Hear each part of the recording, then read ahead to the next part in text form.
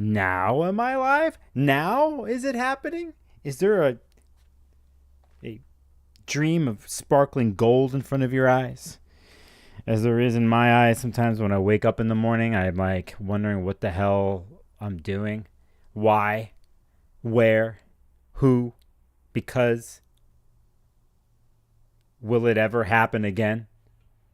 You know, that type of thing. Now am I live? Now? So I am, see, and I'm live. So maybe I should go here to my face. Hello, Sarah and chat. I see you. Hi, neighbor. Roshan Hill. Yes. This is real.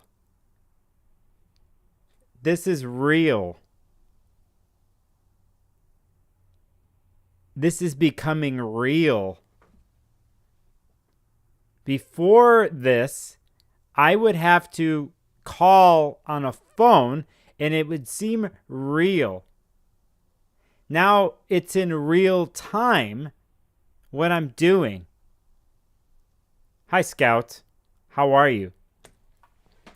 Let me know if the sound is good, because I think it is, and I got my old mic back, and I think it's just like, feels like it's booming. I feel like I'm booming. I feel a little electric today, actually. I feel like the title of this live stream says, you're in a station surprise astrology live stream. Lost my mind. And I have. I've completely lost it. So that's what's up. I'm gonna do stuff. Hi, Julie. Hola. ¿Qué tal? ¿Cómo estás? Sound is good. Thanks, Alex D.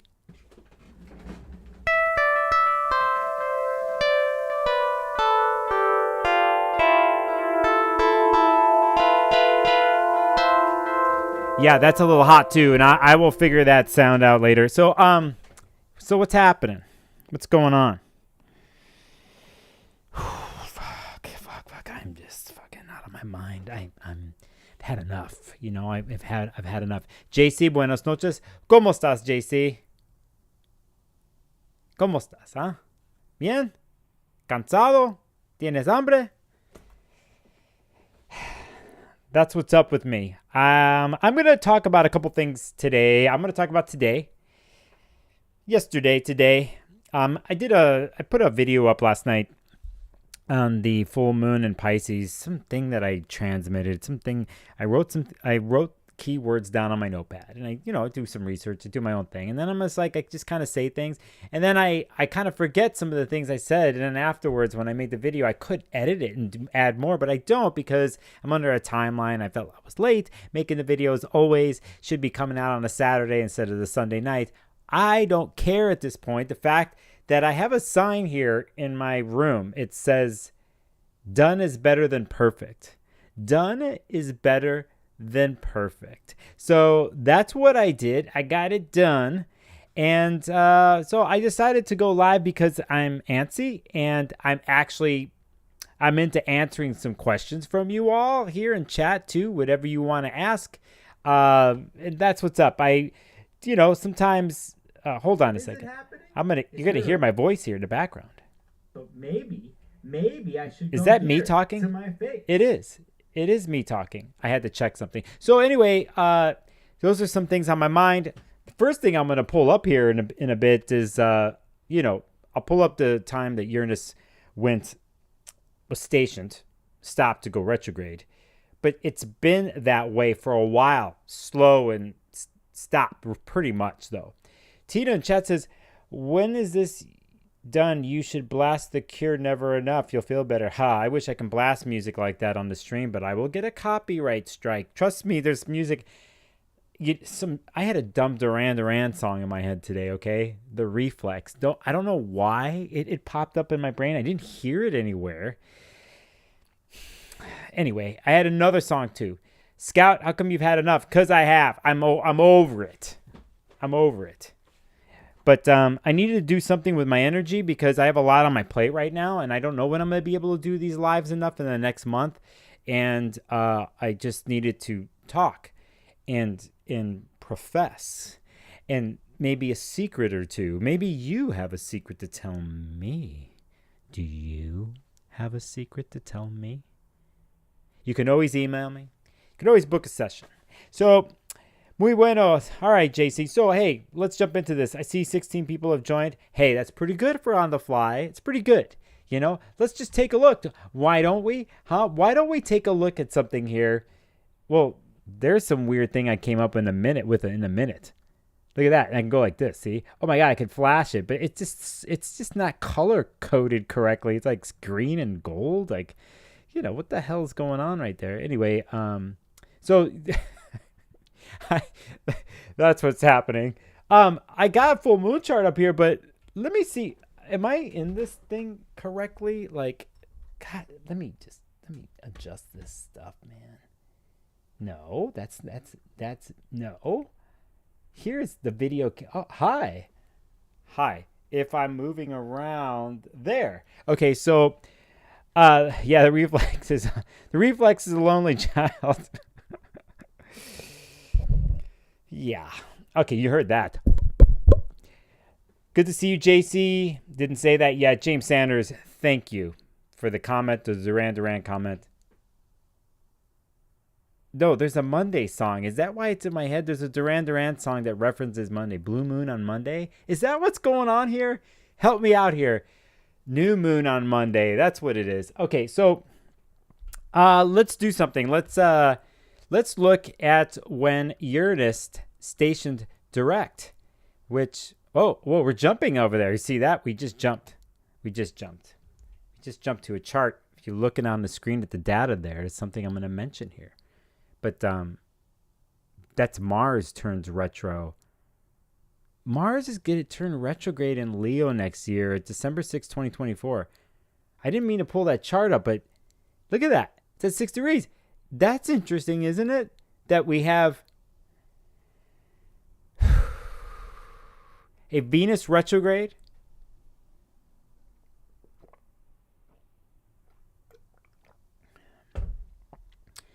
And Mars next year on it's 2023. 2024 is going to go retrograde in Leo. How about that? I didn't have enough chocolate, actually. I only had a little bit of chocolate. Sarah, oh my God. Your take on this full moon being a lunar return for poor, defenseless Pisces moon human. Yeah, I was a little harsh. You know, I saw a couple things come up on my Instagram feed today. They were like, you can, and hey, maybe they're right. Maybe I don't know shit. Maybe I'm a Saturnian cynical mofo that just whatever these days, right? But it was just like, oh, you'll have the release of the Pisces moon or the transform, you know, I get it. But man, I just don't feel it after looking at the chart.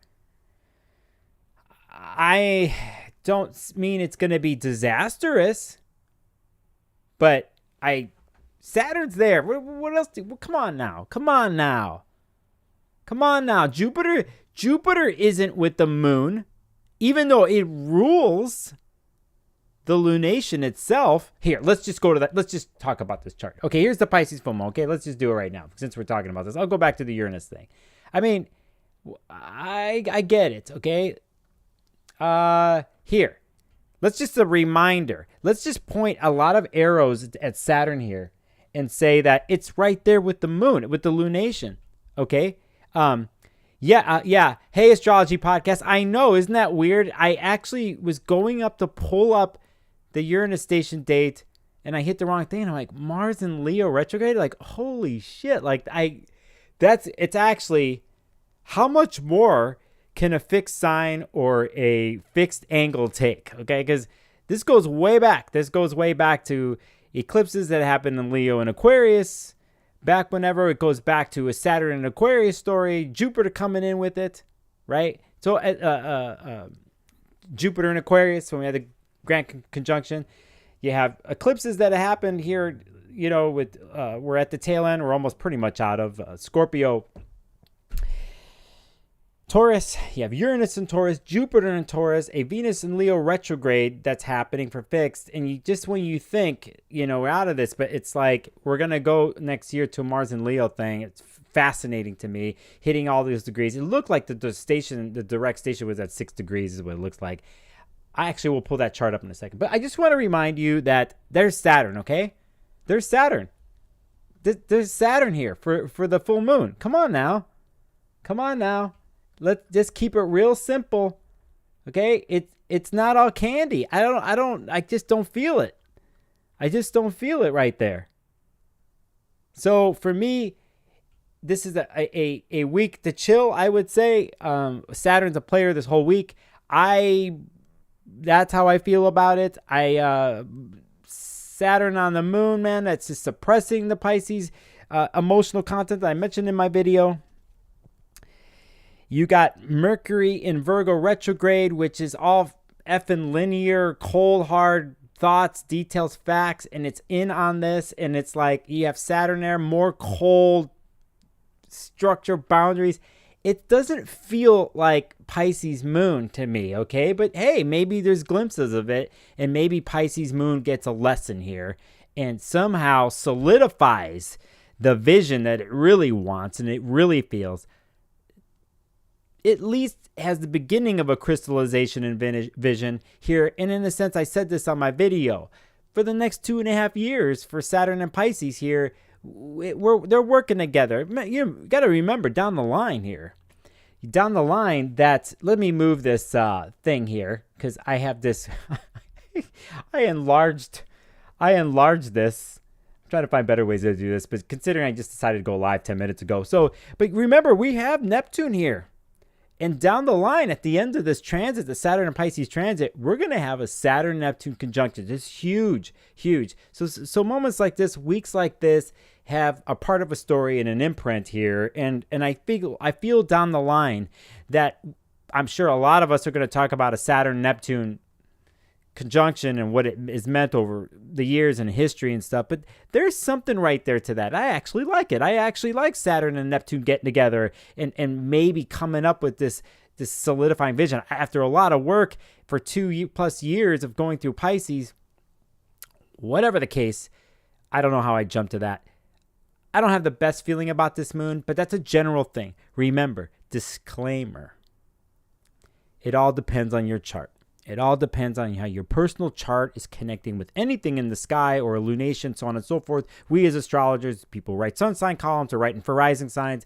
Me, like this, I'm doing the forecast with 2 billion other people on social media. We're talking about the general stuff, and it's truth to that. But I think a lot of times where we feel very personally connected, you got to look at your own chart. I mean, that's why you do this. And hopefully you know your own chart. And if you don't, you learn or you get a reading from someone, a professional like me, or a lot of other people out there that I respect that can help you with stuff like this if you feel like you're in the mix. So anyway, that's what's up. I just want to say hi, Bixie Bug in chat.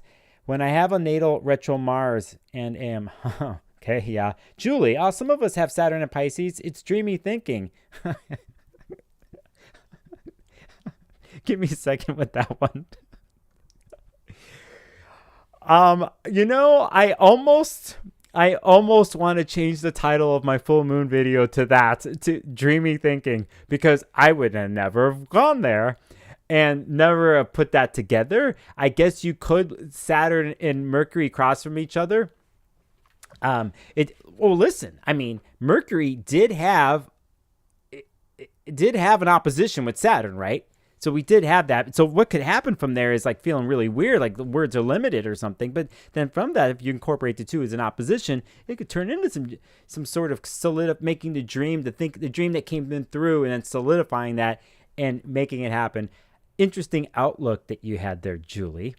Scout, I got in chat says, I got an Aquarius Saturn perfection near Pisces rising with Chiron 11. Oh, blah, blah, blah. It's tiring and funky. Yeah. Oh, okay, I see what you're saying. Pisces rising. Yeah, you got to deal with this one for the next 2.5 years. If I don't know how old you are, but remember, you can always go back 27 to 30 years ago if you're that old to go have a clue. And sometimes you can go, you could go to Saturn and Virgo time too. Andy, hey, it's good to see you in chat. De La Vera Hoffman, Uranus surprise indeed. Okay.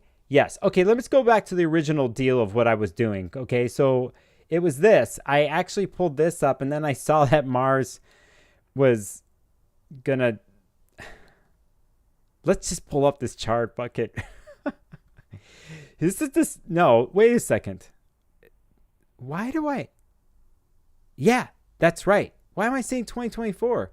That's next year. Anyway, so this is the one I pulled up that I talked about earlier. Okay? You could see it right there. And by the way, that's December 6, 2024. This is accidental chart. There you see Mars in Leo, stationing retrograde next December. Let's just point out something here. This is a weird tangential thing that we've done here, is that Saturn is at 13 degrees here. Finally, it's getting there. As I'm moving away from the early to Pisces degrees, really messing with the second decan people of Pisces. Check this out. Look at Pluto's at 0 degrees. Is it finally the end? Is it finally going to get past there after a year and a half? We're getting towards the end there. You could see it. Not only that, you can also see within a day that on the 7th, you're going to look at a Venus-Pluto conjunction that's going to happen in Aquarius. This is December 6, 2024, by the way, for people just jumping in. Check this out. Since we're just doing this, check this out. Look at Mercury and the Sun. Mercury's retrograde in Sagittarius. Check that out.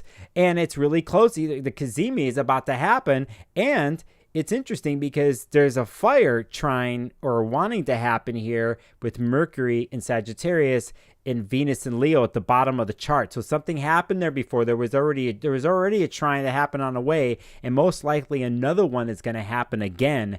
If we were to look deeper in the chart, let's also clear this out and take a look at December 6, 2024. You could see the nodes are nearing the end of its run, and we have a 3-degree nodes, South and North node, Aries and Libra. We could take a look at this. Interesting. We're at sort of the same degrees now. Let's check here, because if I go like this, yes, we are. This is fascinating that this has happened. So on the outside wheel here, you actually see the full moon chart for this week. The inside wheel is a year almost, 2024. And you could see here that Chiron right now is retrograde at 19 degrees, and next year it will be retrograde at 19 degrees in this chart. That's interesting. God, it's such a long run for you people doing Chiron returns. So yeah, that's a thing. We go take a look at this too. Might as well do this. December 6, 2024. There's Uranus at 24 degrees, getting towards the end, sort of, but not quite there yet. Of Uranus and Taurus. It might have gone farther enough to get close to Gemini, come back. I could be wrong about that. But you can also see Jupiter retrograde in Gemini. That's going to throw the mutable madness that's happening here. Because now I see this, we see it across from the sun, a Jupiter-Sun opposition that's happening on this day. And you're going to see like a T-square, that's a mutable T-square that's happening here with retrograde Mercury and Mars. It's happening. There's some vibe going on over around there. And you also have Chiron in fire. Fascinating stuff. It's funny that we ended up here. Chat says, I can't believe that chart came up. Star T, my cell phone crashed. It's the sun opposition, I believe. Lost all my contacts, text threads. Ooh, that sucks. Plus Mercury retrograde. Virgo rising. See? Yep, I see it. Tina asks in chat, why does every trine to sun cause a retrograde? Because we're not supposed to get it easy first. That's funny. It starts to flow. Then nope. RX. I get this, Tina. You're on point right there. And I, you know what? I'm not in a place to answer why perfectly. There's someone I know who would, and that brings me to something else. I want to bring some people on the show. Not right now, but I think these live streams I'm going to do, especially the surprise ones, I'm thinking about bringing some people along and bringing them in, like right above here. I'll be like, hey, I'll put the picture up right there, and then I'll bring them in to you to answer questions like this on the fly. Like, I actually want to call them on the phone. Oh my God, there's someone I could call right now, but I can't do it. They won't even expect it. But the next one, maybe I'll do that. Somebody's got a question, and I'll like, no, let's call a friend. It's my lifeline. Let's call a lifeline. Okay, so let's see how my mind is today. Let's actually go to what the hell I wanted to do here originally. Was to see this chart for the Uranus station today. Again, I just blew my mind what happened there. why is this happening that way? There we go. I'm jumping way too ahead here. Here it is at August 27th, 7:38. That's Pacific. That was this morning. And there's the chart. I just want to point this out. If I were to keep it in the most simplest way about a Uranus station in Taurus, in a sense, the story that's been going on in the Taurus world, if we think about it, if a pure resource place and what that is for you and the coming up with new resources, but really the securing of them in a different kind of way, or something that's been started with a different way of finding resources, right? Something that is not what you've usually done in the Taurus part of your chart. And its Uranus transit since 2018 is kind of shaking that up and kind of wants you to look at what Taurus means for you, being ruled by Venus. Obviously, there's love and relationships, but let's just stick to the resources and money angle of things, or how we acquire them, create them. And in a sense, the way Uranus wants to shake that up in that part of your chart, like the different ways to create or something new to come in for you to create and secure resources. But when I see a station like this happen, it's a test here because of what you've been working on in that part of your chart here for months. And now that it's going stationing, going retrograde, and it's moving real slow, by the way. It's not like it's moving fast like Mercury. Even though Mercury, it's a faster planet, it's still going backwards. It's moving a lot faster, obviously, than Mercury or Venus. So we have to take this into account. There's months and months and months of work. But if you want to think in a sense of how you are rooting yourself, how you are rooted in securing these newer resources that you're thinking about or have you already put into motion, now you're going to have to review some of the work you've done here that earlier this year, this pretty much for a lot of this year. And now here's a time to look again at how far rooted you are. Do you want to be rooted in the way you've been trying to secure resources, to understand what resources are in your life, and how connected are you? And sometimes with stuff like this, you have to trust your raw senses with stuff like this, and to start there is my thing. When we get to springtime and we get to the Uranus-Jupiter conjunction, I think here is where you see some super results if you've been working on that garden Taurus part of your chart and trying to take care of things that you've planted and you've seeded there, these new things that you thought you would have done, and you get to see some results. You might see them, you have to check the ongoing story with the Uranus station, but in the springtime, when Uranus and Jupiter hit together, I think it's a boom, boom moment. It's like you get to take things over the top. And what I mean by that is we have to remember with Jupiter Uranus, because it will go over the top in a sense of the overdoing. It can be, but if you're going at a slow pace like Taurus likes to do, and we're always looking to where Venus is in the chart. Actually, I'll pull that chart up, by the way. I'll go find the conjunction so we can take a look at it. But right now, I think this is an interesting moment because Venus is ruling this Uranus and Taurus, and we have to really are focusing to see if our values and our code is aligned with what these newly created flowers in our Taurus garden we've been working on. And so we have Uranus stationing here, and it's going to do its work in a sense. And we're looking to Venus and Leo right now to help us out with that, or at least to color in the situation. I'll look in the chat in a second. So that's off the top of my head here about this Uranus station. If this is happening by degree in your chart, as we see here, it's 23 degrees right here, right? If you got something close to there in fixed signs or in Taurus, you might see something today or this week, or it's been happening the last week and a half, 2 weeks because of, Uranus is pretty much slowed down to nothing. It's just sitting there. So you might have caught things already, if you have things by degree here. But in general, that's just some of the thoughts I have on that. If you just, again, we could bring in the love and relationships thing in here because it is a thing here with this because of Venus being in Leo. But again, if we were to really keep it clear, how do we sit and stand in a Taurus chart and how we're securing resources pretty much. And we look to Venus and Leo right now, And then we're going to look to Venus and Virgo afterwards. We're going to look to see how we're working with that and the tools that we use with that. We would use Venus as a tool to help us further understand the Uranus and Taurus transit. So that is my off-the-cuff thing here. Chat says, and then I'm going to bring up another chart since I had no plans on what I was going to do in this live stream. I'm going to bring up the date when Uranus is going to station forward, and then I will show you the Uranus Jupiter conjunction in the spring. But first of all, in chat, Alex D says, I like when annoyances happen. We can at least go, oh, well, the astrology of it is cool. Yeah. I had to tell myself that today because I did something this morning that was was supposed to be very, very important, critical in my world, and it didn't flow.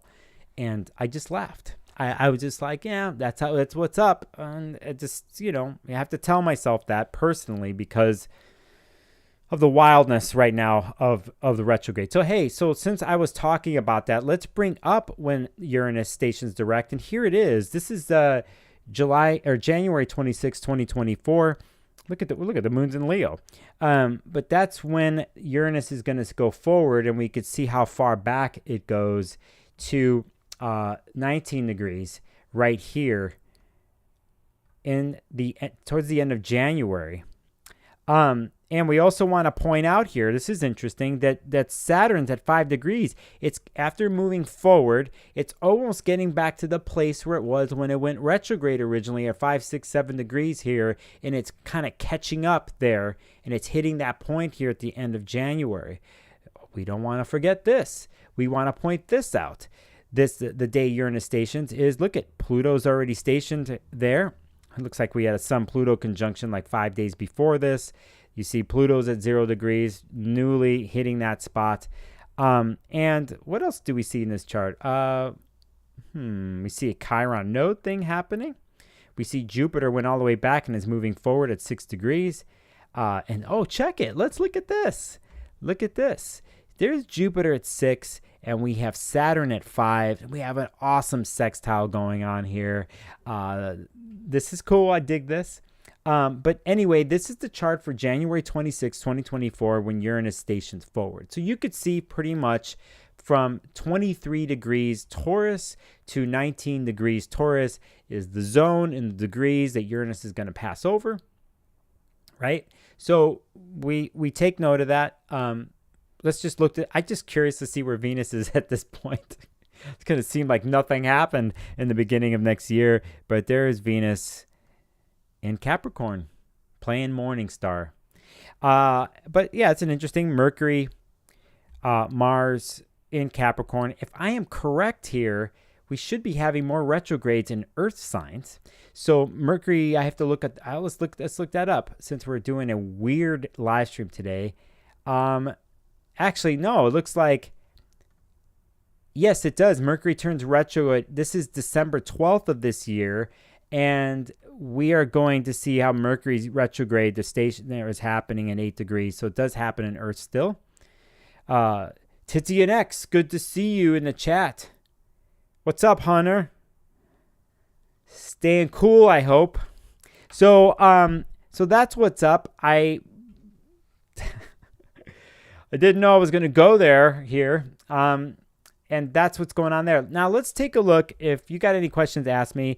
I do want to take a look at something here, and it has to do with what I had earlier. And I'm going to take this off screen because I need to look at something while I do this. Clear some stuff out here of my chart thingy and go back. We will go to the lunation. No, we won't go to the lunation. We're going to go to Sunday. Okay. We're going to go to Sunday when Venus turns direct. Here is the chart, and here is September 3rd, 6:20 p.m. on Sunday. Esto, yeah.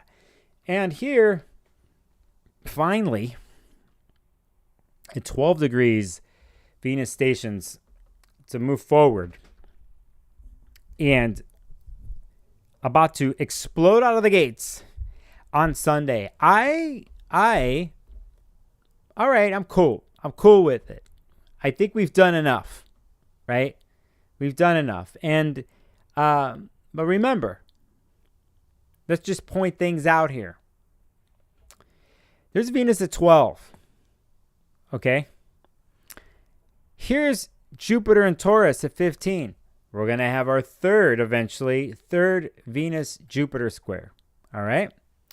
What else are we looking at? We're looking at Uranus. It's retrograde, which means we're going to have our third Venus-Uranus square, which is going to happen at the end of September. It's part of something else that happens within 24 hours, but just get a clue there that we have that happening. What else? We don't want to forget about Venus. I'll just mark Venus again. This time we're going to do green. And you know what? This is driving me nuts right here. I want to do, I want my aspect set to be blank. And so anyway, so there's that. So here is Venus at 12, but this is the one that I think some of us can forget about. And I think it's been so critical, the Venus and Leo story, because it was trining, Chiron here, and it happened during the Kazemi weekend. And so you have another trine happening with Chiron, and to me, it's the secret sauce of the whole Venus transit. To me, it is, if you take that into account, that Chiron is like, man, just the warrior helper here, okay? It's got tonics and potions, and it's been helping out and giving some really good insight to Venus and Leo. I think in a humble way, actually. Can Chiron and Aries be humble? They can be humble and honorable when it comes to the vulnerability of exposing their wounds and how it is connected to the Venus and Leo story and vice versa. That the type of conversation that happens here is filled with warmth and it's passionate, but it's passionate about healing and it's passionate about reintegrating a wounded self. And we cannot, I'm sorry, my opinion is that when Venus goes through a retrograde cycle like this and is going through a transformation, it doesn't mean that the wounds from the past are gone, even with Venus and Leo. They're still trying to figure it out. They still have a little bit of stuff that's a residue of things in the past of going through the sun and what it used to be, what it meant to be to function as Venus and Leo, and how that is slowly being transformed. Venus is moving forward, being retrograde, and it's testing itself out. And so along the way, you're not going to do it right. By Venus and Leos, you're going to feel really good here after the station and start to move forward. But there's going to be some times where you're going to be coming out to express, I think, yourself. And it still might not connect with some people, even though you're feeling like, hey, I just did this. I want to tell you and show you some of the shame and the fear that I dropped and some of this amazing stuff that I've been creating under the scenes and my connection to my divine self and what beauty is and what desire is to me. And I want to share that with you. But sometimes it's still not going to connect because it's so new. And some people are still going to be like, I don't care. Whatever. And, that could be the harshest thing a Leo could hear and a Venus and Leo can hear. But they got to remember the reason why they're wanting to push forward is first and foremost for themselves in a healthy ego way, to find new ways to profess and show their passion through what they desire and having their desires fulfilled. So, but there's times as humans in relationships where it doesn't connect with certain people, or some people haven't caught on yet, but they will eventually. If it's running in a healthy mode or a healthy way. So, here with Chiron coming in here on the, and I might as well just go to the date, shouldn't I? Because I got the software. So we're gonna look at Chiron here, and we're gonna say trine. Beautiful, beautiful Venus. And that is on the 23rd. Here is the 23rd that I'm talking about, 1:17 a.m. And not if you check this out, you can see that the sun just entered Libra for the fall equinox, spring equinox in the southern hemisphere. As a matter of fact, that happens, let me get this straight.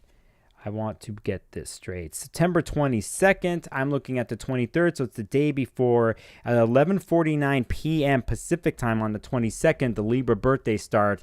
It is like an hour and something minutes after that we have the exact Chiron Venus trine that happens. God, that is so crazy. Just some of these transits lately, if you haven't been paying it, or if you've been paying attention this year, some of the stuff that's happening within 24 hours of each other, where a Mars ingress like this happened in Libra last night in the station, right?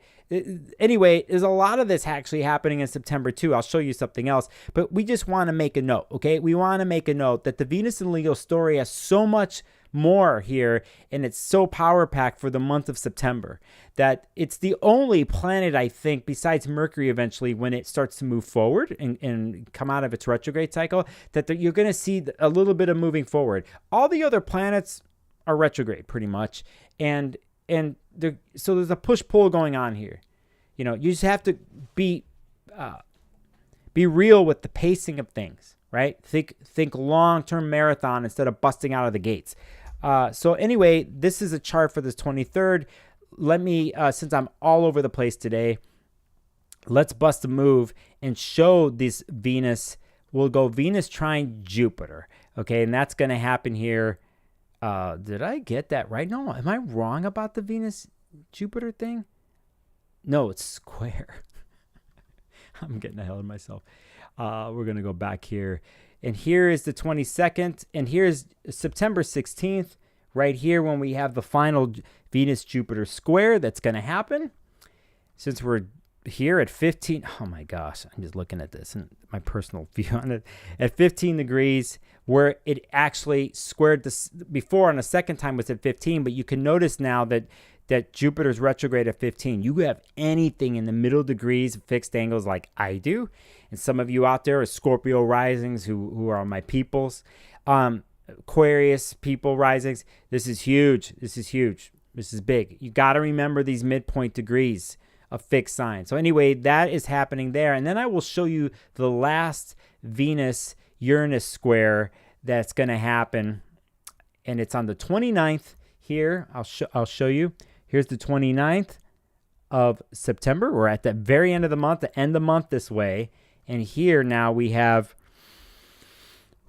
22-degree Uranus and Venus right here at 22, and they're squaring each other right there. Now, if you notice on the 29th, you're looking at this chart and you're like, whoa, wait a second, there's something else going on.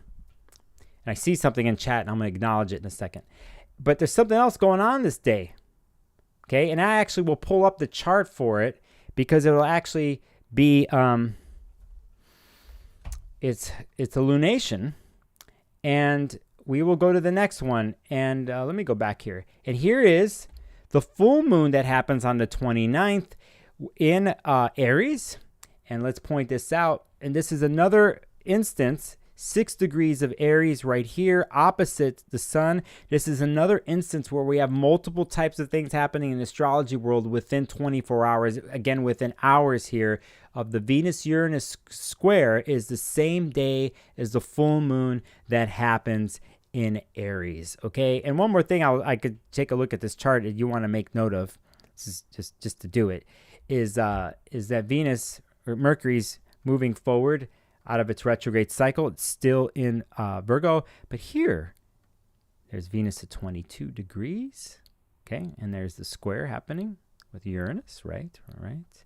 But we want to make note of this. This is, to me, the little bomb that is brewing. Is this right there, the Mars and Libra transit. Now, you could see here towards the end of the month, and it hasn't happened yet. The eclipses haven't happened yet. They're about to have eclipses in October, but you could see the square that's brewing with Pluto. And here, along with the eclipses, this is no joke. We talk about the Pisces full moon this week. Saturn's involved. That's one thing. But that thing coming up in October, that's not candy. That is something that is rambunctious and caustic and game playing. And I will talk about Mars and Libra and why I say that in a second, because I want to acknowledge the chat and go back through. Kelly K says, getting spoiled with his videos. Haha, thank you. That's actually a really nice thing to say, Kelly. Thank you. Hunter, no doubt, Kelly K, we're learning a lot. Oh, that's good, Hunter. I'm speaking fast today, and hopefully you pick up something. By the way, I'm planning on making a video every month where I super dump down everything for myself, and I have my reasons. The reasons, I'll tell you straight up, so it's not like I'm jumping the shark or anything. I want 50,000 subscribers on YouTube in 5 years. Okay, there's a couple ways to do this. But the one way that I cannot help but do is I want to meet and find the people that know a little bit or nothing about astrology.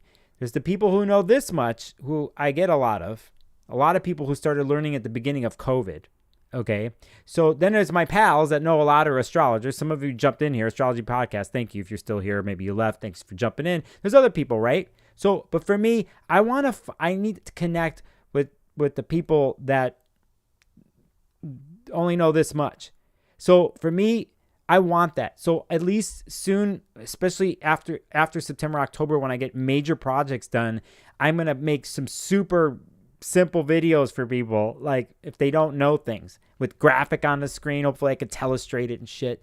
I could do that. Okay. Just giving you a heads up. So you're like, why is he making these videos? Blah, blah. It's because of this. It's because everyone's learning something and I'm learning at the same time while I do this. Now, I must say this.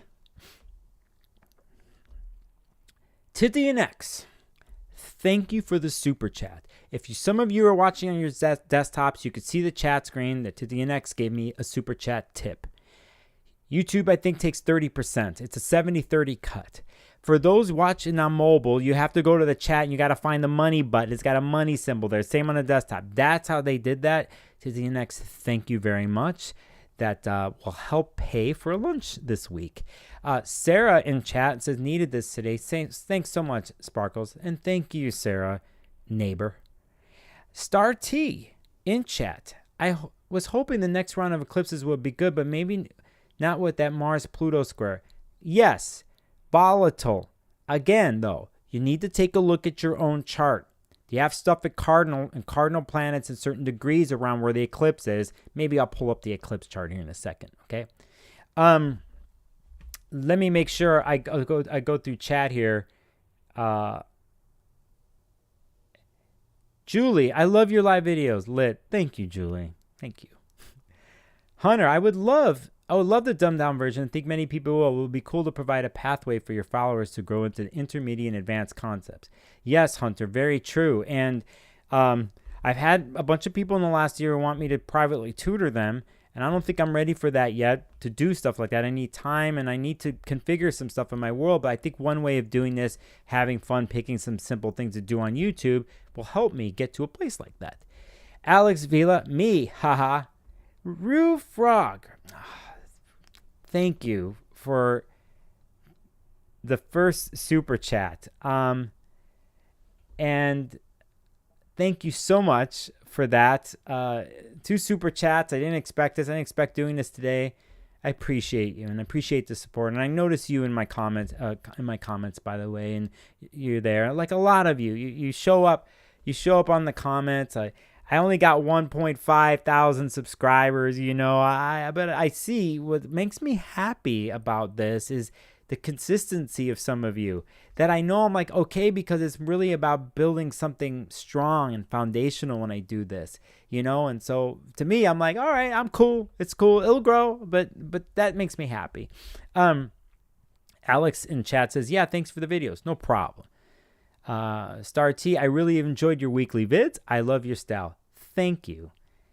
Kelly says you'll have way more than 50,000 subs in the next 5 years. Yeah, I just got to make sure I'm alive by then. To the next, this live definitely helped me not respond out of pocket to someone who spoke to me a little sideways. Woo, that's good. Yeah, well, check that, people. My tongue could be sharp these days, but I considering the Mercury retrograde and certain things happening, and the last couple of weeks since the Venus going into the Sun cazimi and Uranus square, it's like I feel things have been like bubbling and volatile, and there's just sparks flying off at certain places, and I'm trying to watch that in myself, and I'm glad that you caught that with yourself. Okay, so I said I was going to bring up a chart. Oh, let's bring up a chart since the eclipses came up in this. Let's bring it up, okay? And And I'll let you watch my process here because I'm just using the program here. So basically, we're gonna look at the October 14th solar eclipse. Oh, Hunter, thanks, buddy. Oh man, you guys, Hunter Hendrickson, thank you for the super chat and doing that. It's much appreciated. It's been a month. It's been about a month since I seen you all, and thinking about you all and thinking about somebody else that we're tied into who's always around and always will be. And I can't wait till I see you all in person again. All right. So thank you, Hunter. So let's, Casey, I see you in chat. I see you. But let's bring up the solar eclipse chart for the 14th so you understand. And I'll bring up two other eclipse charts just because I'm on the fly today. So we'll calculate this chart as number 1. And here is the solar eclipse chart that happens on the 14th, 10:55 a.m. And you could see here a 21-degree critical point here and how close it is to the node at 24.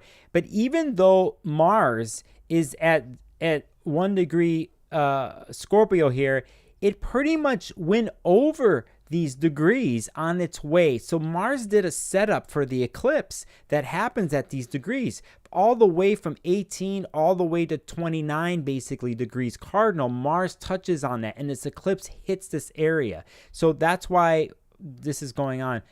James Sanders, gracias. James with the super chat says, I appreciate your interpretations, Nicholas. As a beginner, I would love such videos. James, thank you for that. I'm having a retrograde moment right now. And just so this makes sense to you all. And I'll go back to the chart in a second.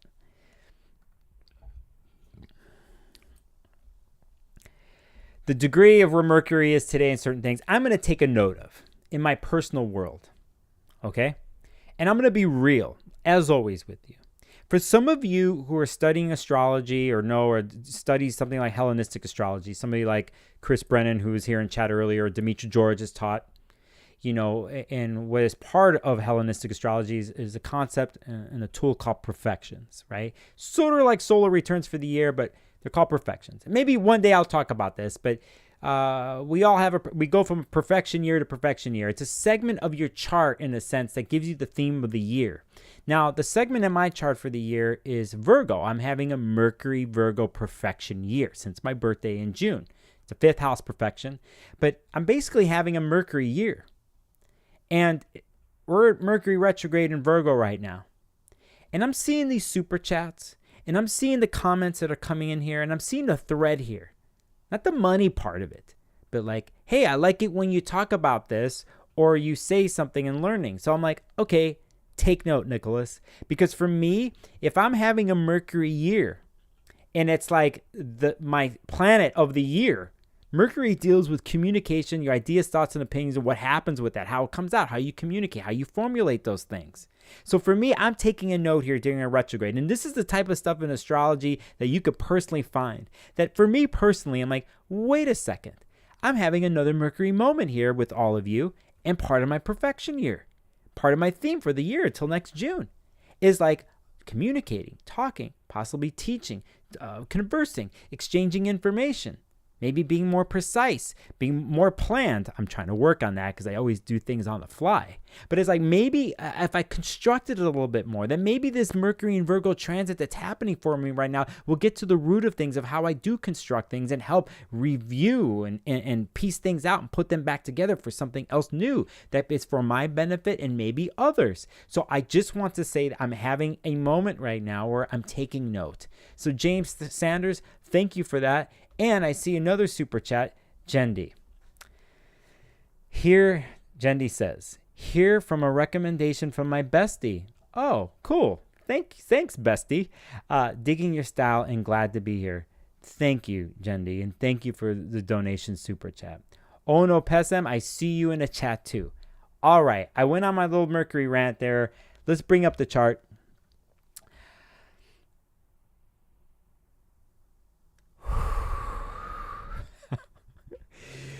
Here we are at the eclipse. This happens on the 14th. At 21 degrees Libra, you have anything around those degrees in cardinal signs. Let's reminder, cardinal signs begin the seasons, okay? So Aries begins spring, northern hemisphere style. Cancer, the sign of Cancer begins summertime, northern hemisphere. Fall here, coming up here, we're about to have fall equinox in Libra. Libra rules that. Capricorn, earth sign, does the winter in northern hemisphere. Those are cardinal signs. They initiate things, put it simply. Okay, so anyway, you have anything in degrees of cardinal signs at, 18, 19 to like 25 degrees, you're affected by this eclipse. Okay, so, and this eclipse, in a sense, is connected to one of the first eclipses we had in the Aries Libra parts at the end of September, or excuse me, the end of April of 2023 this year. It was at 29 degrees Libra Aries. Okay, so we want to point that out. Oh my God, there's something else I see in this chart, but I won't even talk about it. But first of all, let's just point out that we're at 0 degrees Saturn and Pisces at this point. And Virgo, we have Venus in Virgo. Hi. So anyway, we'll get rid of that, okay? And we'll go to another eclipse. And this is the sneaky one, because this one is the last eclipse that happens in the Scorpio-Taurus realms from the last year and a half. This is a partial lunar that happens at 1:24 p.m. Pacific time, and you could see the degrees here, the very scorpionic eclipse. It's a Taurus full moon that happens at 5 degrees here. We could see that, but we are looking at all these Scorpio planets here. So it's a scorpionic vibe, the last of these eclipses to happen. All right. So there's that. Now, one more thing I want to show you, because it's probably going to be one of the biggest talked about things in a mass cultural level in the United States and Mexico, especially North America, which is next year. And it's an eclipse, and this is a big one. And we will get to, I'm skipping one, but I'm just going to go here. And it happens on April 8th, 2024, next spring. Someone close to me has that birthday. And this eclipse, 19 degrees, you could see here, it's connected. This is a new moon. Solar eclipses are new moons. So here is 19 degrees. The node is there. Chiron is there. Mercury retrograde is close to there. Venus is in Aries. This is huge. You can notice that we have a Mars-Saturn conjunction that's happening right there, that's waxing towards that. You can see this is a huge eclipse. This is a big deal. But another reason why it's huge, it's for anybody astronomically. Hold on.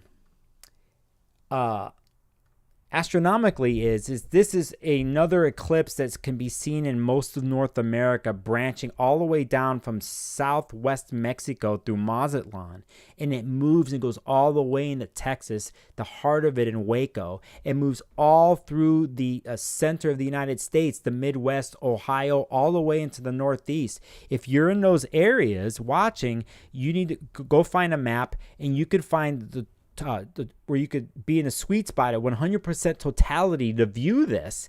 The last time we had something like this was in 2017. We were able to watch it, and it kind of moved in another way from the northwest into the middle part of the United States. But this one comes from southwest and moves through.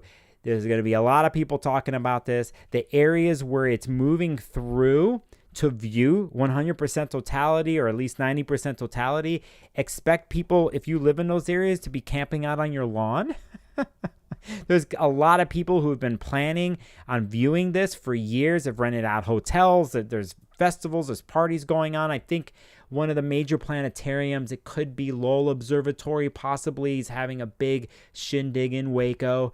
There's a lot of stuff going on. I, in particular, am looking for a place to view it in Texas. And if I had my way, it would be in Mazatlan, kicking it down there. So this is the big one, because these are the types of things that go beyond, like, people who are not astrologers or into astrology. Everyone's going to be talking about this. You need to get your solar eclipse glasses, all that shit. I'm going to hit the chat up here to do this. JC, you could do it. Thank you. And Ono Pessim, hey, thanks, brother. Love your particular style of random. You're welcome, Ono. Moonsprout, aloha, Big Island. I got to make it out there. Kerrville, Texas, I think it was mentioned. Roof Frog in chat says, my friends are getting married on the eclipse April 8th. Sorry, gotta laugh at that one. I don't know how to tell them this might be a very interesting energy for their wedding. It does tie in with both their charts. Well, maybe they consulted with an astrologer and they found something there. I won't comment on that. It all depends on someone's chart, whatever. But huge day. Hunter, what's up? Oh, so we should drive to Waco that day. Yes, Hunter. As a matter of fact, you don't just want to drive to Waco that day. You want to drive to Waco the day before, or the day 2 days before, to secure a place already and stay there for a day and a half, and maybe even the day after. Because what happened when I saw the total eclipse here in Southern Oregon, there was wild traffic the night before and the day of to go wherever. And then after, there was like an added 8 to 10 hours of traffic for people driving to wherever they came from. So the best way to do it is to have the day before and the day after to chill and not move around and have to drive, because all back roads will be filled. Everyone will be getting off the main freeways because the Google Maps will be telling them to do that, and everything just gets stuck. So the good thing to do, and if you find something, let me know, brother. I'll come down, unless somehow I pick up some place in Mazatlan, which a lot of the places are already rented out. So, okay, so there is a little rant about the eclipses. Again, I will pull up this chart. This is April 8th, 11 a.m. Pacific time is a big one. And you could see the eclipses, if you didn't know, are happening in the signs North Node Aries and South Node Libra. The last time, all right, let's just do it. Okay, look there's another one that happens. Eclipses happen in pairs, right? They happen in pairs every 6 months in pairs. New moon, full moon, right? So we notice on the 25th here, there's another eclipse, lunar eclipse that happens at 5 degrees Libra. Okay, this is before the big one in the spring. You notice that, right? So they happen in pairs. And then, just for kicks, we'll go back to somewhere else. So we'll pick the eclipse that was April 8th, 2024 at 19 degrees Aries. Okay, we'll pick it, okay? And we're going to move. I'm going to go through this here, and I'm going to go find the last time it hit this area. And maybe I can catch it here. If I do this correctly, or I might have went too far. There is something here. I will pick this one. You could see on 2023, so this is 9 years ago. Hold on with me, people. All right, so I said let's just pick this one. 10 degrees, 9 degrees, 19. I'm talking to myself. Okay, now if you're watching this, you're going to see in 2005, there was a solar eclipse on April 8th. Now we're going back to 2005. And we're going to look. And it's at 19 degrees, the same kind of deal. This is how astrology and eclipses work. This is then, if you are directly affected by this in your chart. So let's say you know your chart and you are seeing 17, 18, 19 degrees. You're in Aries, by the way. You're in Aries or Libra. And you have stuff at these degrees. You can go back, if you were living around this time, you can go back around this time, that year, that cycle, and catch a thread that's connected to now. The eclipse is happening now, and the one that happens in 2024, April 8th, here. I won't get into why, but you could see as astrologers what we really do. You're just doing research. You're just going back in the past for reoccurring events and cycles, and you're tying all this in. You're looking at reoccurring cycles that layer each other, and everyone's different. But for the most part, you could take a look here and go back to 2004, 2005, and look at the themes in the Aries part of your chart, or if you're directly connected by these degrees, and you could find something there that is connected to now and brewing. That falls into the storyline. Sometimes it's pure continuation of a storyline from a more modern therapeutic psychological view. It could be something in the story that it's within yourself Let's just pick the Aries thing. The Aries of the need to be me, to show one's will, to put one's will in the world, to prove themselves in the world, right? Aries is ruled by Mars. Mars is a cutting initiator. It's a god of war. There's that, right? Sword and shield. But the other thing is like, I must do this. Mars is the engine of the chart, okay? So it's like, I'm taking action. I need to do this for myself. Me. This is me. Ego, fire sign. The other side of it, Libra, is ruled by Venus. Venus wants to harmonize. Libra, an air sign, deals with the politics of relationships and wanting to harmonize relationships. Venus and the Libra vibe is going to really feel things out and see all different sides of things and then hopefully make a decision.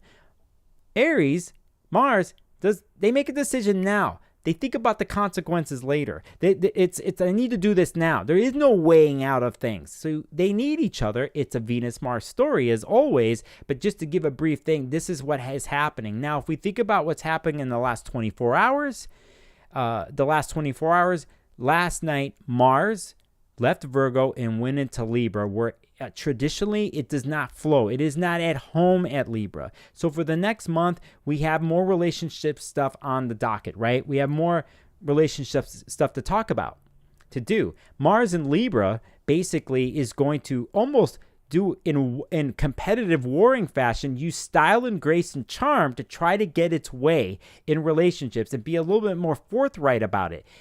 But using more charm, more style and grace. But what happens with that sometimes is decisions aren't made and they're weighing out a little too much, extreme wise, or there's conflict that happens because of that, of not making a quick decision. That's one way of the dynamic of Mars and Libra playing out. But the other way is like figuring out its way to how to make decisions more quickly, more precisely.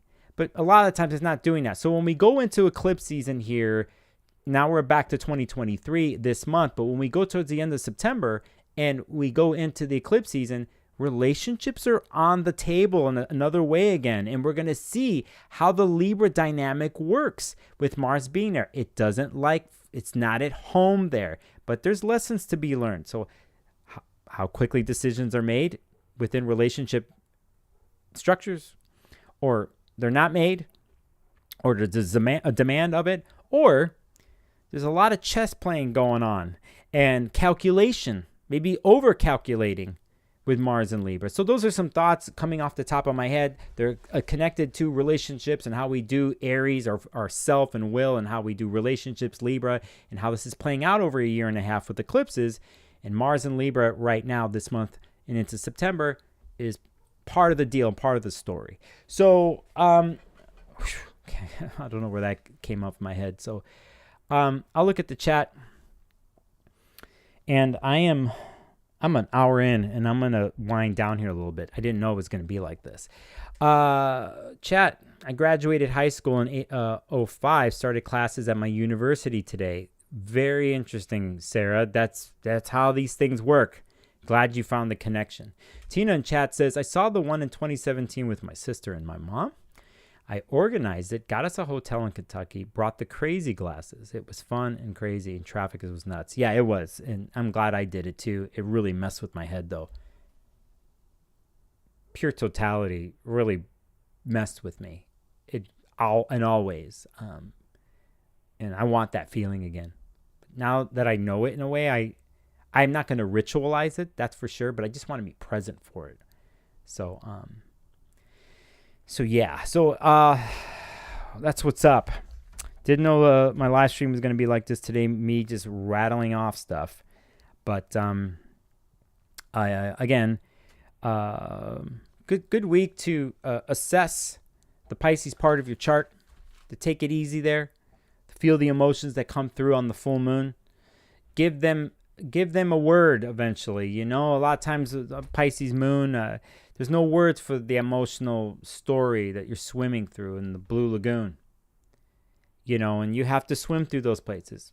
If you're a Pisces rising, a Pisces moon, you're always feeling deep, and it's complex, and there's no words to describe or to fulfill or to reflect those feelings, you know. But there could be after we get past the full moon this week. because Mercury being in Virgo and Saturn kind of releasing off of there. And there could be an interesting release, like there always is in the Piscean myth and story. There is a thing of letting go and releasing, and so there is that. Does it happen today, yesterday, into this thing? Maybe it does for you, but I think after the lunation, the day of the lunation, Saturn and the moon are together, then we have full moon, we start to let go and release out of there. So I didn't say that on my video. It's coming up now, but I'm just trying to be cool with it, So that's what's up. If you have any other questions in chat, you let me know. I will do one more thing or two before I jump off of this. Hold on a second. I will showcase a book that I'll randomly grab.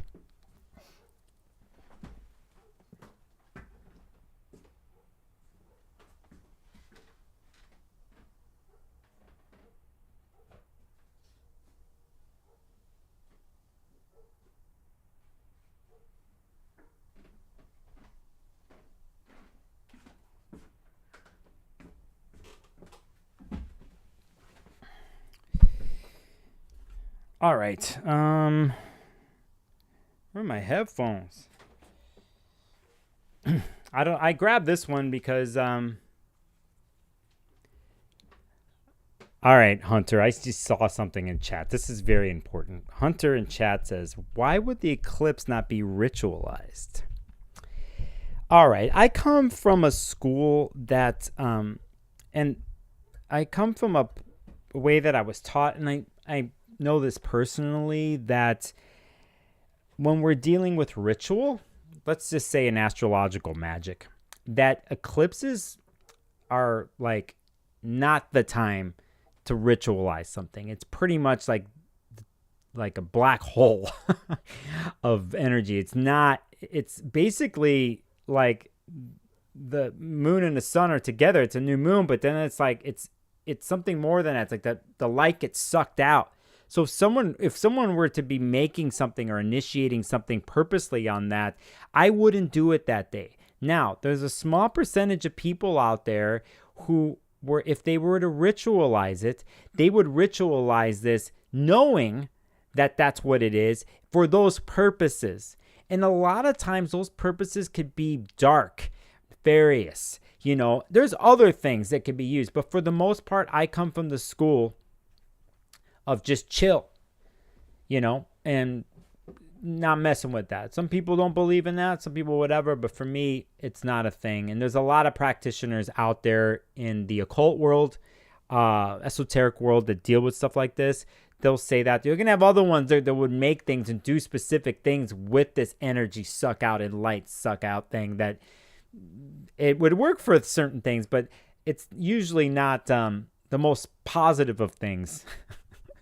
It's usually things that they're banishing out or wiping something out. So that's my take on it quickly. Oh, Jendi, yeah, you saw this.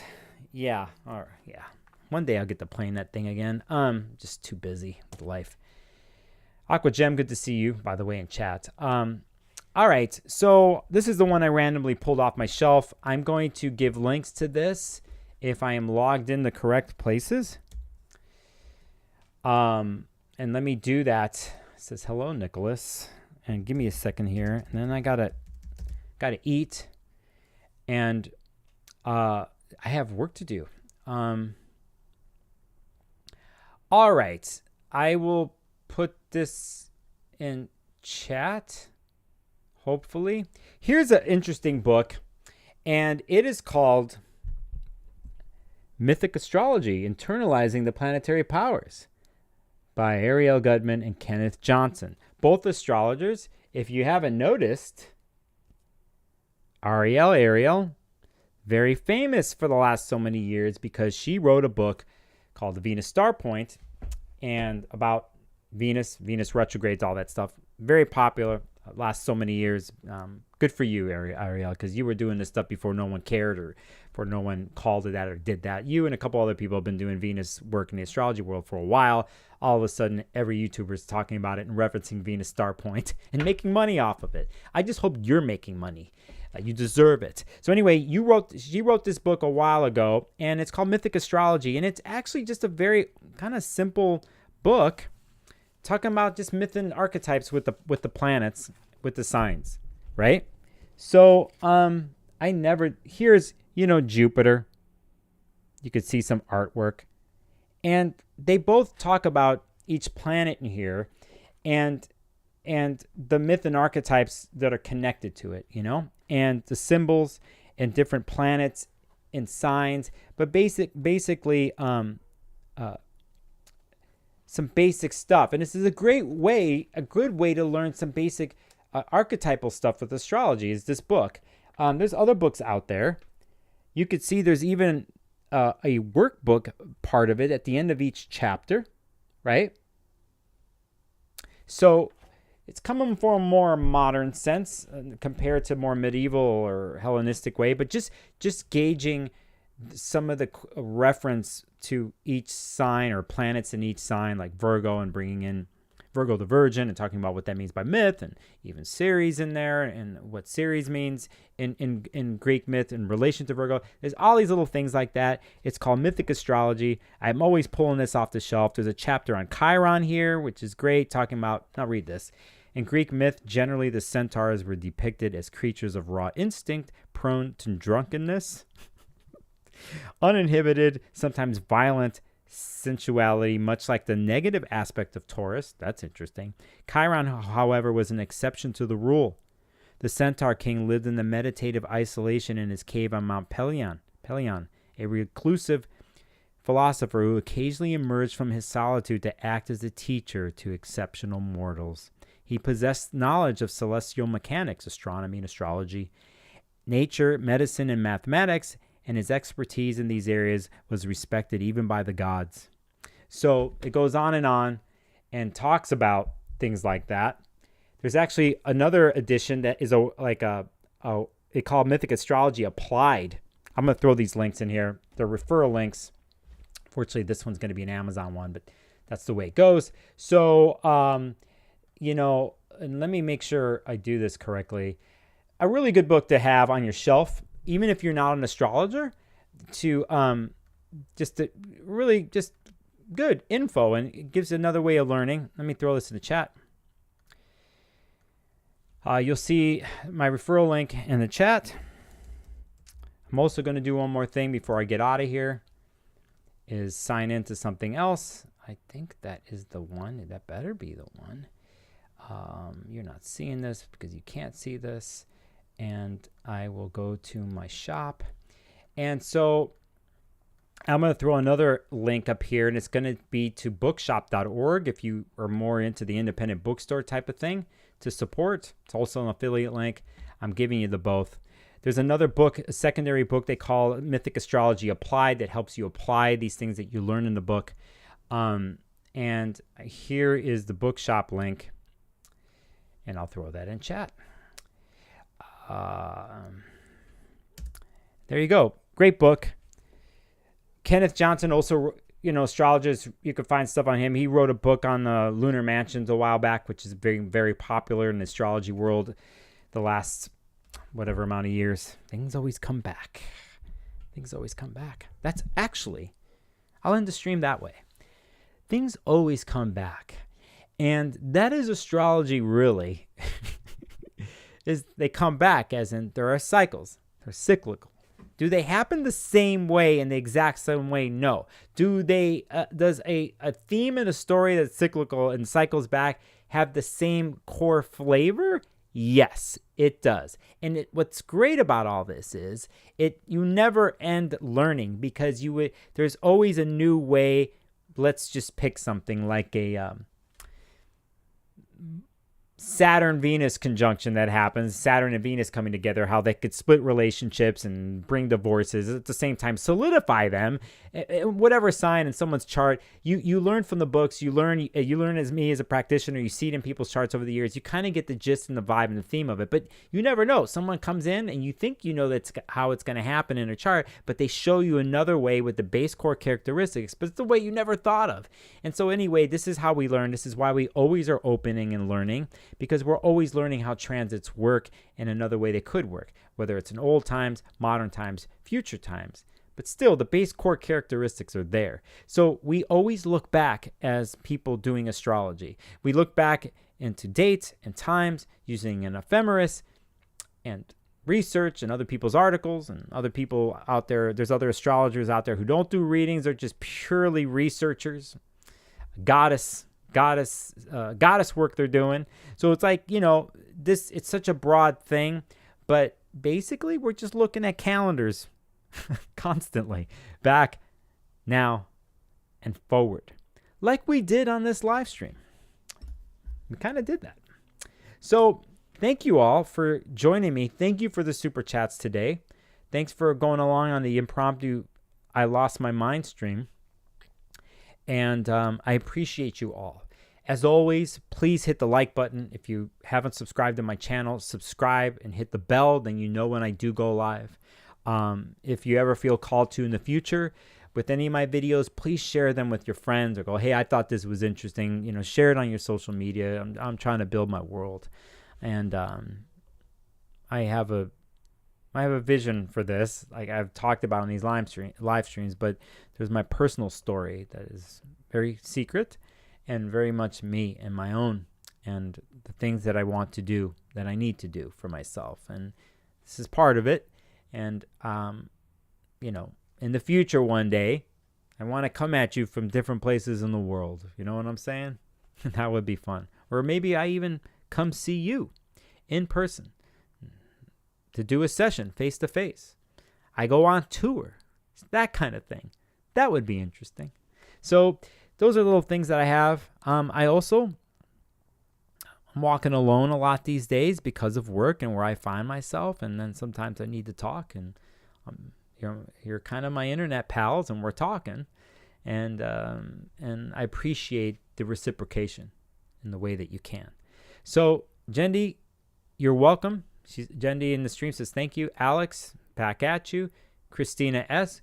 caught me at the end. I know you're ahead in the future, but good to see you. Sarah, good to see you. See you soon. And that's it. Oh, wait a second now. Wait, can I spontaneously go out this way? Let's see if I can do this. Yeah, let's do it this way. And we'll do it this way. I could do that. My little thing. My little somethings. Let me make some noise and do this. Okay? So let's see if I can do it this way. James, thank you for the nice comment, man. Thank you, brother, and thank you for that super chat. Yeah, right on, Alex. Thanks for joining in.